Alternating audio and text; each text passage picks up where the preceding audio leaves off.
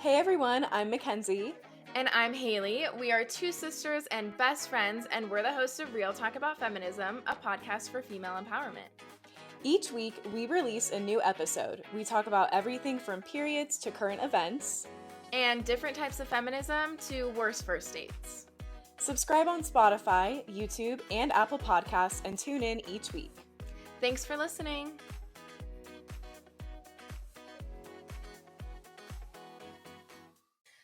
All right, everybody, welcome back. We're so excited to be here for another week, another episode. Disclaimer, my voice, I'm still recovering from completely losing it, so it's a little raspy still. As Ken said, it's pick me. No, I said it's less pick me.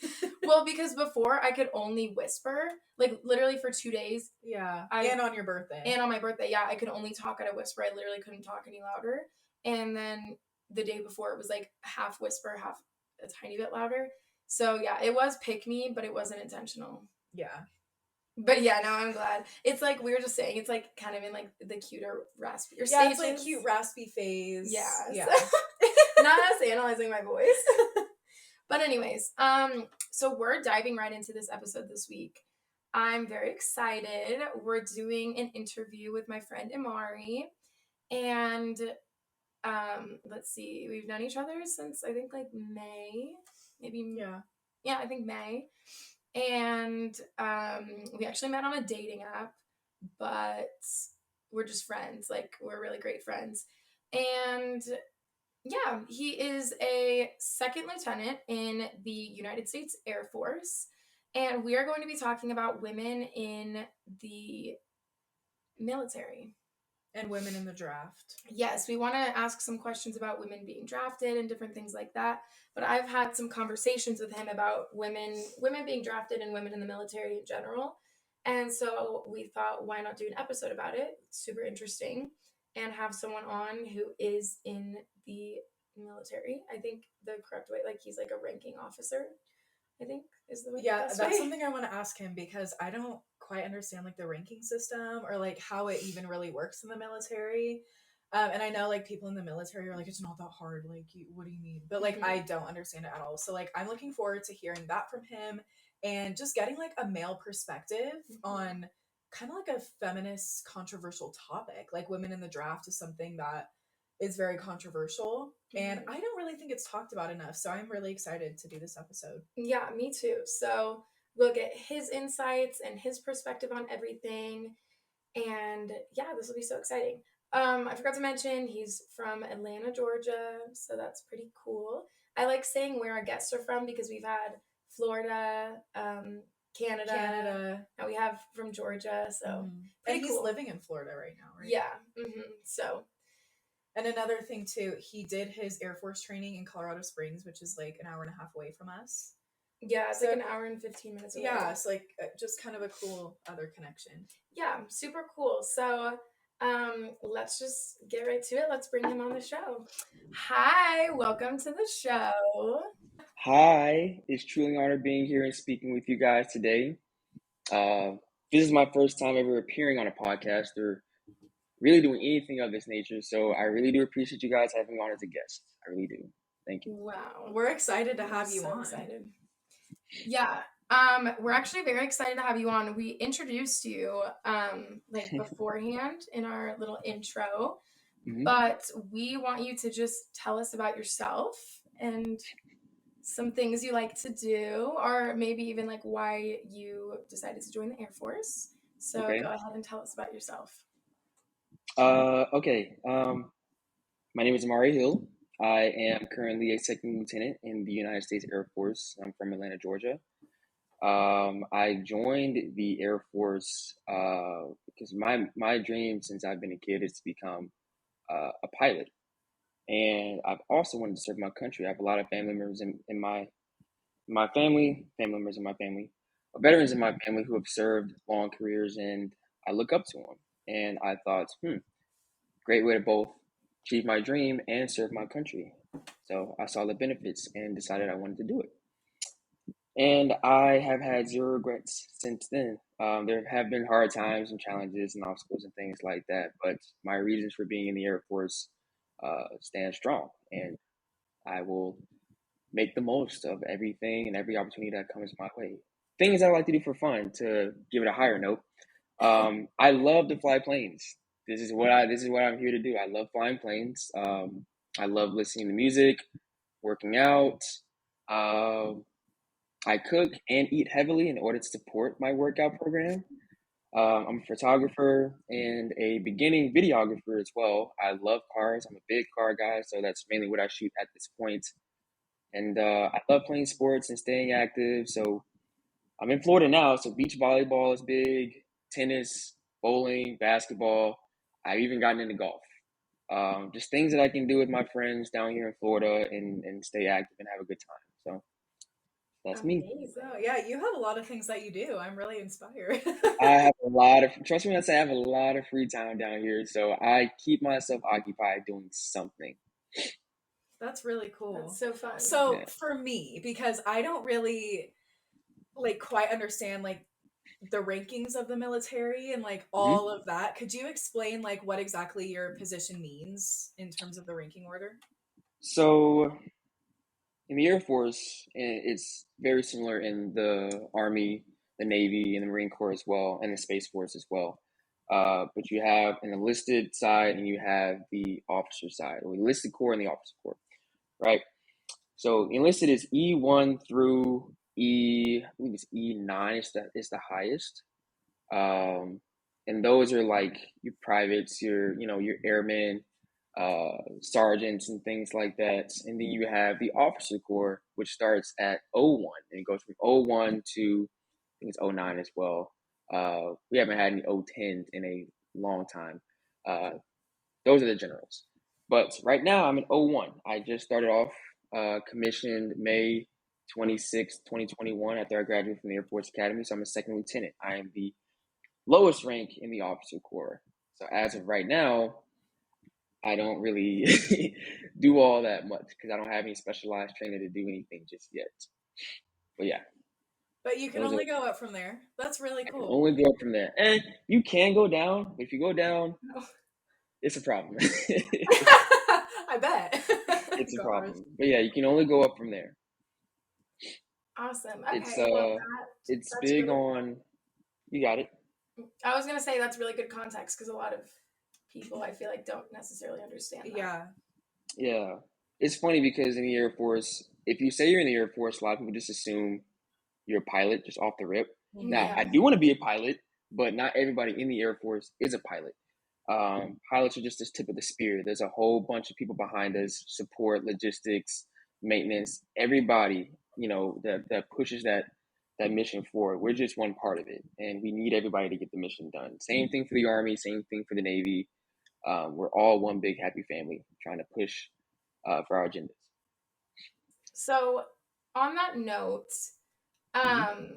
of everyone working together as a team, one of the big reasons why I really wanted to talk about this on the podcast is because I know that me and you, Emari, have talked about women being drafted. Mm-hmm.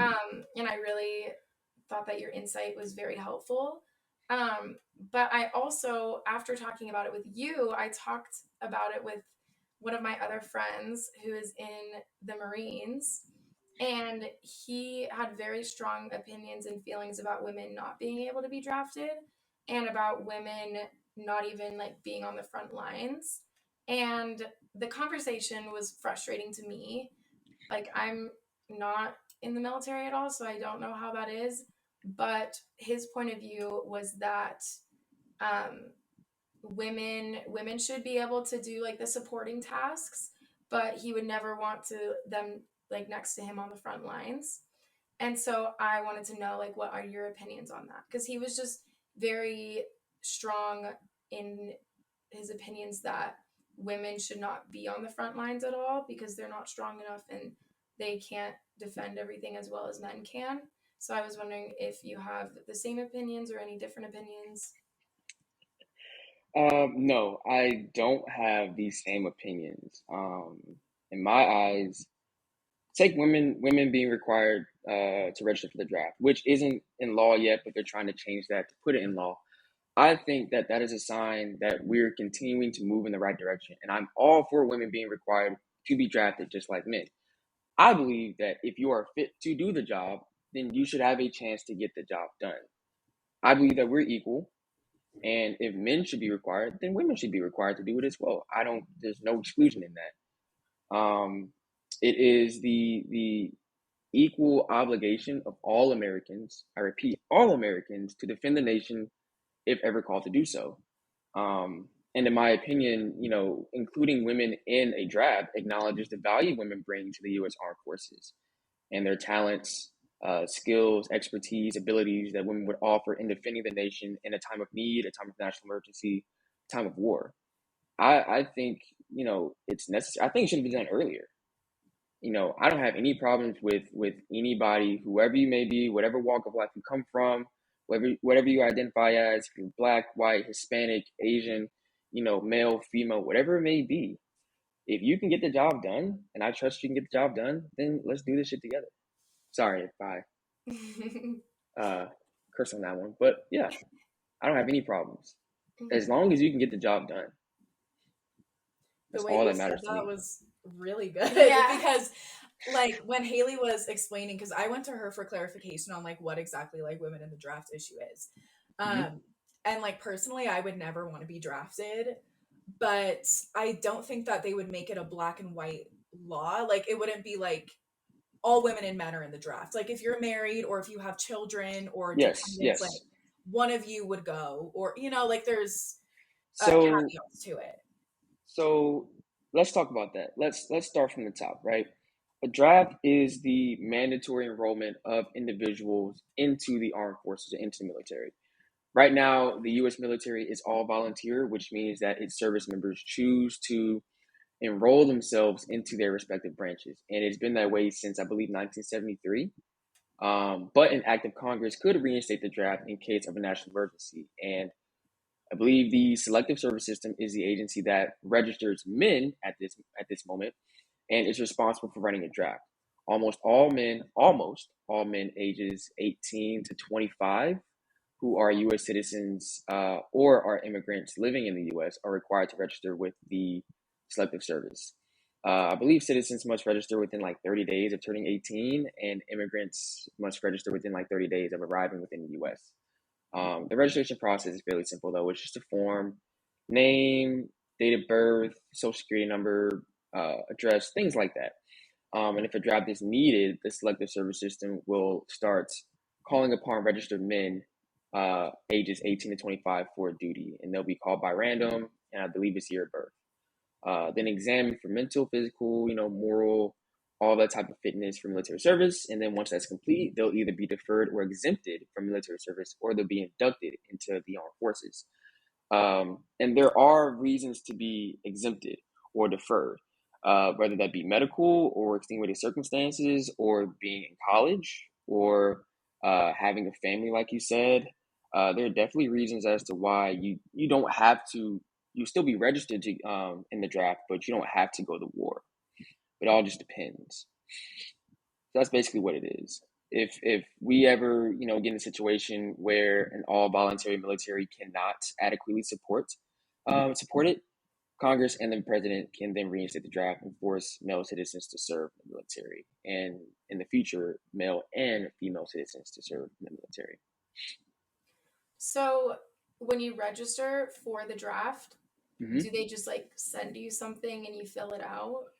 I believe, you just look up register for the draft, something along those lines, and then it's a government website. A form probably pops up, form with all all the information that they want. You fill it in, and they'll send you, I believe it's a registration card or something like that, so that if we ever needed a draft again, you'd have that card, and that'll let them know that you're registered, and you can join.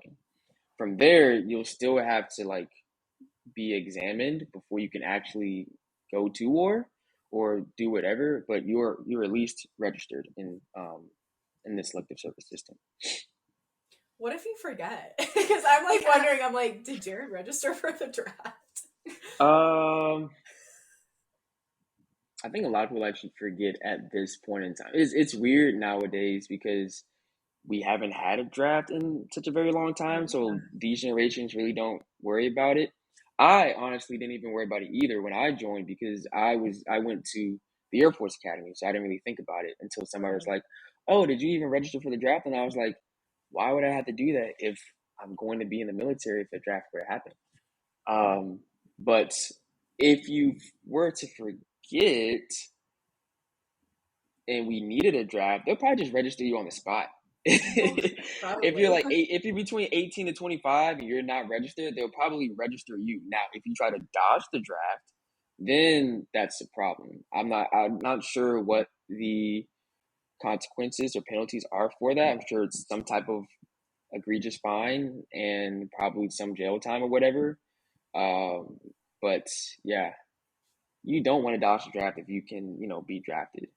And just because you're drafted into the military does not mean you'll be placed on the front lines with a rifle after 2 or 3 weeks of training. They won't do you like that. We're not like that. May have been something similar to that back in World War II, World War One, but we're not like that now. It's not. Way more advanced. Yeah. A lot, Well, yeah. so Definitely. going back to what you said about like, in your opinion, women should have been required to be in the draft earlier. Hmm. I think it's really a great step for our country and for society that we are moving in the direction of women being required. Because, Definitely. like you said, like just because you're registered for the draft doesn't mean you're going to be on the front lines, doesn't even mean you're going to be drafted. So Right. it's like personally, like I would be okay to be registered if I knew that like I would have the option to take care of my family in the future, or like it's not like a for sure thing, if that makes Yeah, sense. definitely. It's like it's weird how to think about it, but if both the male and if both the men and the women in the household were to be drafted or registered for the draft and you have a family, they're not going to send you to war. I know that, well, at least, in from my perspective, one of my grandfathers, the one that didn't join during the Vietnam War, he didn't have to because he had a wife and he had a kid at the time. So because of that, he was exempted. He didn't have to go. If you're in college, you don't have to go. These are all standards from history, from past. I can't remember if they're up to date, but there are reasons as to why they won't. You're like, hey, you're not gonna go. You have a family, or you're not gonna go because you have somebody who served before and was lost, or whatever it may be, whatever your circumstances are.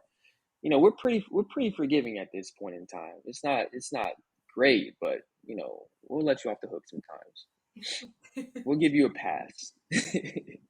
Now, if you're 18 and you just graduated from high school and you're not going to college and you don't really have anything to do, that's kind of what Yeah, that's kind of a different story. that's a different story. I mean, if you're being drafted, you're like, well, you don't have anything else to do, so you might as well go in and be drafted. That's if it were ever to even come to that. That's if we're ever even come to that. And I, Right. I don't I don't think within our generation that we'll even need to reinstate a draft. That's just me. Hopefully nothing escalates to the point where we need a draft. Because if that's the case and something's going terribly wrong. Mhm. So I think it's interesting that even in our time and with our generation, we've done really well at, um, I guess, progressing women's rights and making sure that men and women have equal rights. And Hmm. it's crazy to me thinking that signing up for the draft or registering for the draft is something that we've never had to think about. And we have all girls in our family. And so, like, it's never something that we've had to think about. And it's just crazy to me that there's still things out there that men have to do, or different rights that men have that women like don't have to worry about, or don't have those rights. And so it's Hmm. just crazy. I was just thinking about that when you were talking about that and how to register. Like, we don't even know how you would do that because we've Mm-mm. never had to worry about that. And so that's why I think it would be a great thing. And I hope that Congress like moves it along and passes that women are required, because I just think that would be such a monumental push towards like women's rights and equal rights for both genders. Yeah, and like Definitely. Haley, your other friend having such strong opinions about like not trusting a woman to be on the front line or like in duty with him. I, if you've gone through the training, like everybody in the military goes through the same training, right? Like basic Pretty training. much. Depending, yeah, well, yes, we all go through basic training. Yes, yes.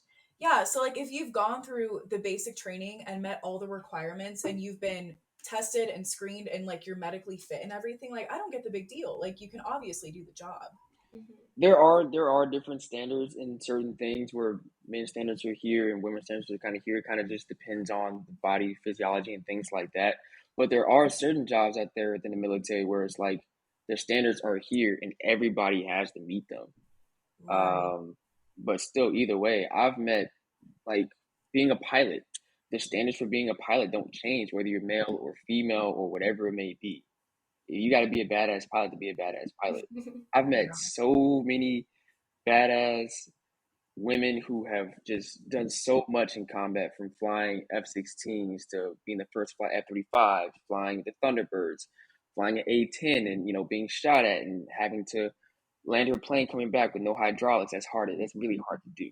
So Wow. it's definitely doable for women, and I see the benefits and the value of having women come along, and I don't see why other people don't. But a lot of other people just aren't as progressive. Hmm. Times are definitely changing, but people still have their thoughts, their beliefs, their ideals, and some of them, may not be socially acceptable, but they're still there.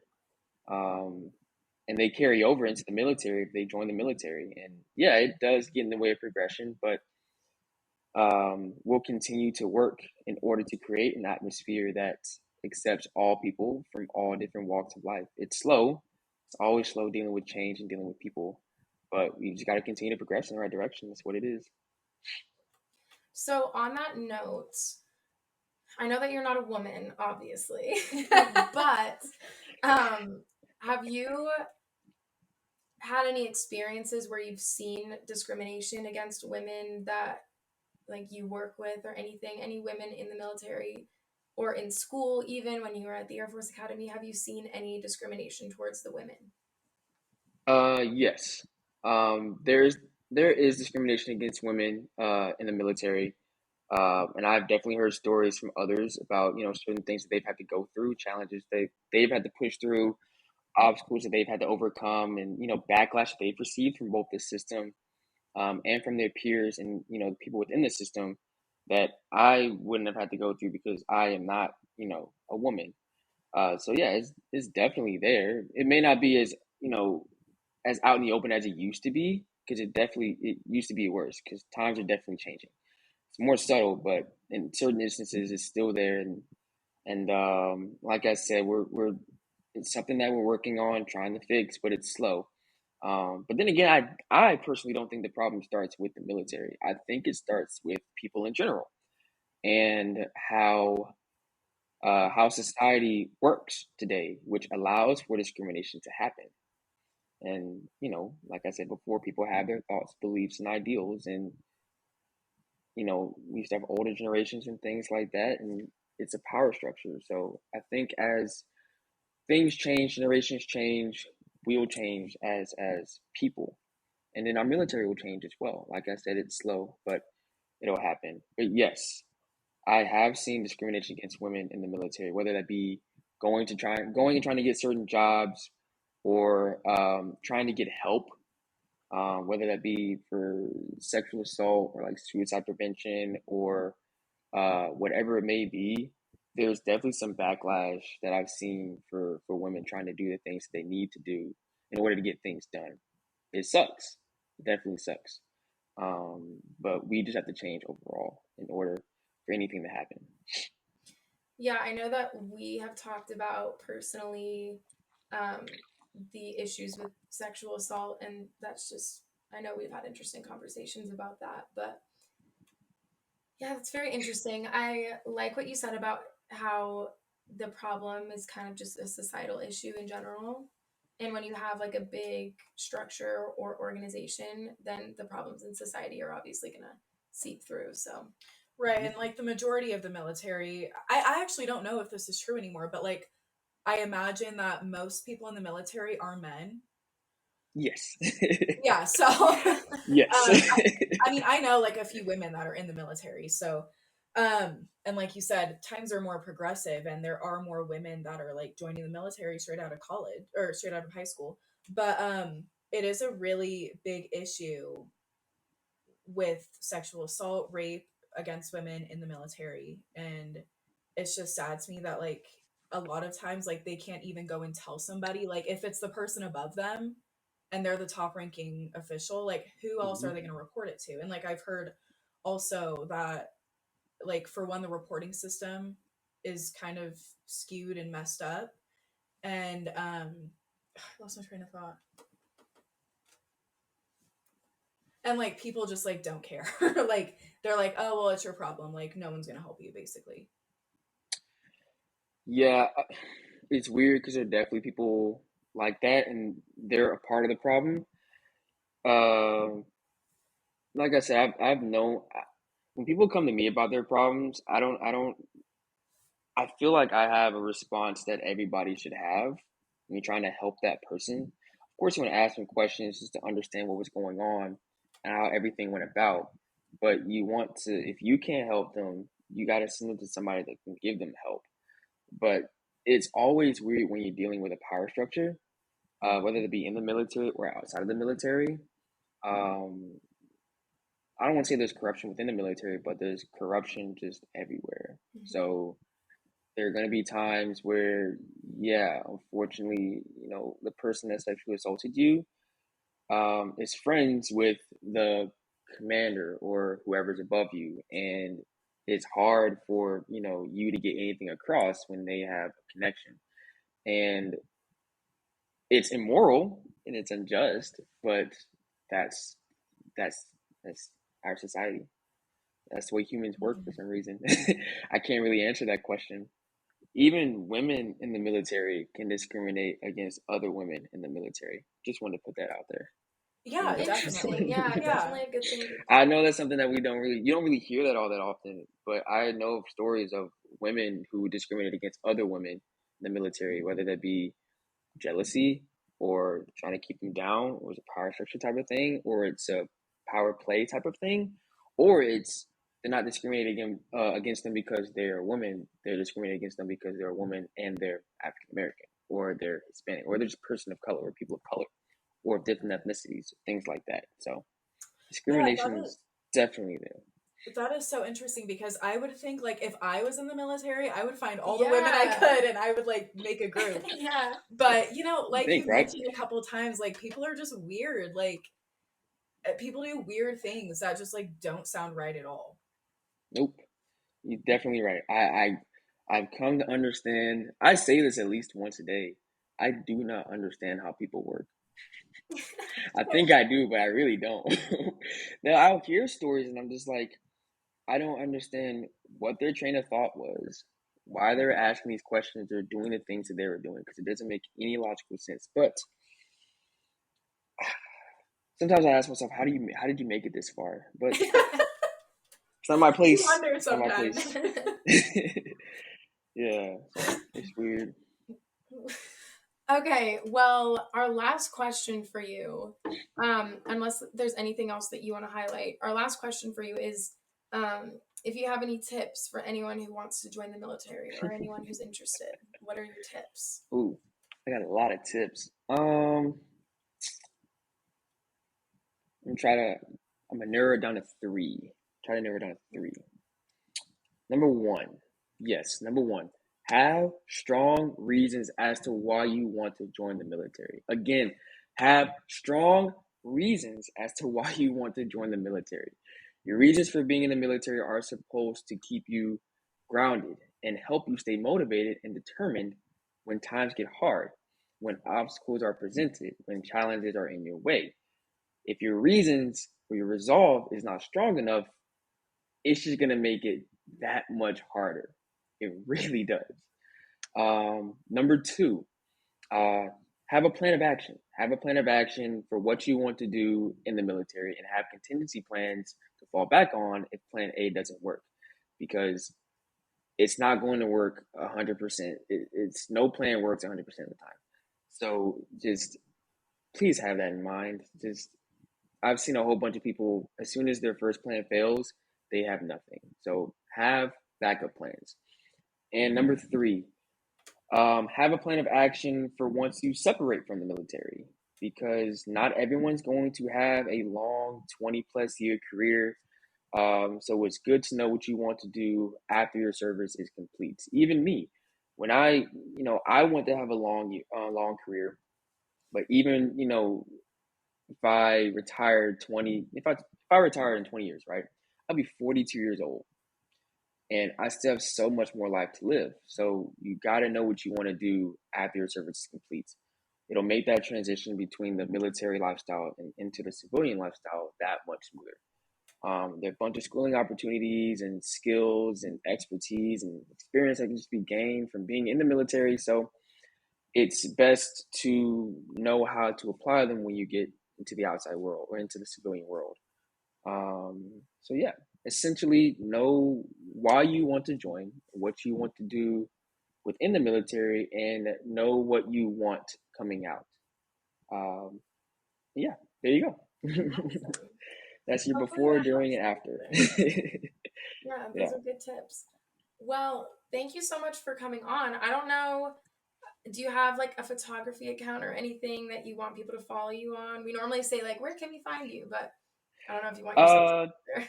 you can just find me on my Instagram. It's just my name, Emari Hill, EMARIHILL. It serves as my regular account, kind of my photography account, and I don't have any videos up there just yet. I'm very slow with posting at this point. I don't know what's wrong with me. I have so much time, but I'm so busy. I have so much time, but I make myself busy. So yeah, that's where you can follow me. That's cool. You should do TikToks of like a day in my life as your ranking. I'm sorry, I Yeah. forgot. But like that would be really cool for like people to see, or like you could literally like get on and like give tips or like share stories. Like that would be so cool. Yeah. That's a good idea. A day in my life, I don't know about that one because I have a lot of free time, and people are gonna be like, "Do you even work?" And I'll be like, "Yeah, like one day a week." But Oh, yeah, that's so cool. my schedule right now is very light. I'm awaiting pilot training, and that's where my specialized training kind of starts. So while I'm in this waiting period, since there's so many LTs within like our little squadron area on base, there's 8 of us. We all like rotate once a day for working. Okay. So That's yeah, nice. That is it's pretty easy. nice. I only work on Thursdays. Yep. Oh, jealous. We're both thinking about going in the military. And we're like, When the training starts, it's not like, trust me when I say it's not like that for everybody. I am definitely a special case.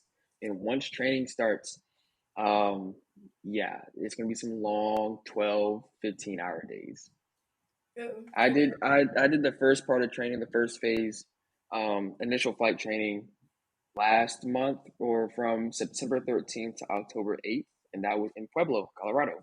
Oh my And gosh. some of those days I woke up at 4 o'clock in the morning for like 5 o'clock briefings, and then I got back to my room after flying and eating, and I just started studying, and that was it. And then you just repeat that cycle. So Wow. it's tough, yeah. But I'm enjoying my break. This is definitely a break period. knowing that you were so busy in Pueblo, I guess I can't be as salty that you didn't come visit us.